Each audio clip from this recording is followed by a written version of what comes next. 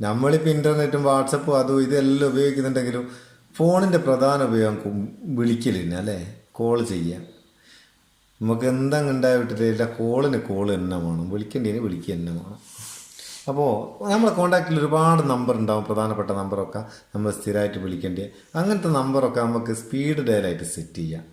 ഇതൊക്കെ പണ്ടേ ഉള്ള സെറ്റിങ്സ് ആട്ടോ, ഇപ്പം പുതിയതൊന്നുമല്ല. എന്നാലും ഇത് അറിഞ്ഞുകൂടാത്ത കുറേ ആൾക്കാരുണ്ട്, ഇത് ഉപകാരമുള്ള കുറേ ആൾക്കാരുണ്ട്, അവർക്ക് വേണ്ടിയിട്ട് ചെയ്യുന്നതാണ്. അപ്പോൾ ഇങ്ങനെ സ്പീഡ് ഡയൽ സെറ്റ് ചെയ്യുക. അതുപോലെ ചില ഫോണിന് ഈ വോളിയം കുറവായിരിക്കും, ഒച്ച ഉണ്ടാകില്ല. അപ്പോൾ ഈ പോക്കറ്റിലും അല്ലെങ്കിൽ ബാഗിലൊക്കെ ഇടുന്ന നേരത്ത് തീരെ കുറയും. അങ്ങനത്തെ സമയത്ത് വോളിയം എങ്ങനെ കുറച്ച് ഇൻക്രീസ് ചെയ്യുക.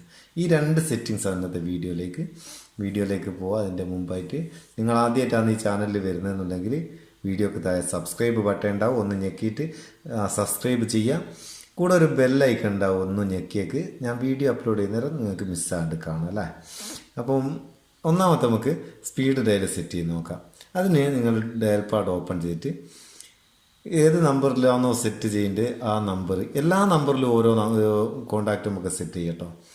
ആ നമ്പർ ഒന്ന് ലോങ് പ്രസ് ചെയ്യുക. ലോങ് പ്രസ് ചെയ്താൽ ഇതുപോലൊരു പോപ്പപ്പ് വരും, no contact has been assign to this key. അതായത് ഈ നമ്പറിൽ ഒന്നും ചെയ്തിട്ടില്ല എന്ന്, ഒറ്റ കോണ്ടാക്റ്റും ഇല്ലയെന്ന്. ഇവിടെ ഓക്കെ കൊടുത്തു കഴിഞ്ഞാൽ നമ്മളെ കോണ്ടാക്റ്റ് ലിസ്റ്റ് വരും. ഇതിൽ നിന്ന് നമുക്ക് ഏത് നമ്പറാണോ സെറ്റ് ചെയ്യേണ്ടത് ആ നമ്പർ ജസ്റ്റ് ഒന്ന് ക്ലിക്ക് ചെയ്തെടുക്കുക. ഇങ്ങനെ ചെയ്ത് കഴിഞ്ഞ് ഇതിപ്പോൾ സ്പീഡ് ഡയൽ സെറ്റായി കഴിഞ്ഞ് ഇനിയിപ്പോൾ നിങ്ങൾ ജസ്റ്റ് ഒന്ന് ഡയൽ പാഡ് ഓപ്പൺ ചെയ്യുക. ആ നമ്പറിൽ ഒന്ന് ലോങ് പ്രസ് ചെയ്താൽ കോൾ പോയിക്കോളും. നമ്മൾ കോൺടാക്ട് ലിസ്റ്റ് എടുക്കണ്ട, തിരഞ്ഞെടുക്കണ്ട, ഒന്നും ചെയ്യേണ്ട, പെട്ടെന്ന് പരിപാടി കഴിയും. അങ്ങനെ സംഭവം ഉഷാറല്ലേ.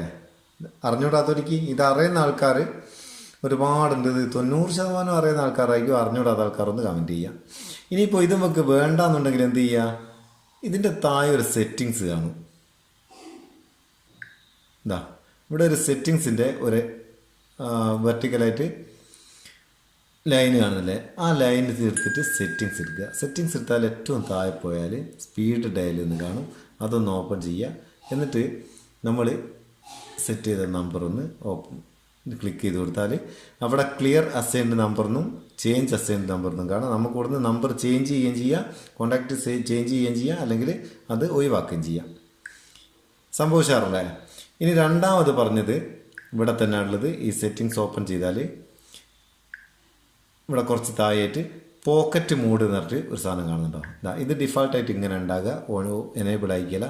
അതൊന്ന് എനേബിൾ ചെയ്ത് കൊടുക്കുക. എനേബിൾ ചെയ്താൽ നമ്മളെ വൈബ്രേഷൻ്റെയും വോളിയത്തിൻ്റെയും ഒക്കെ ഒന്ന് ഇൻക്രീസ് ആവും.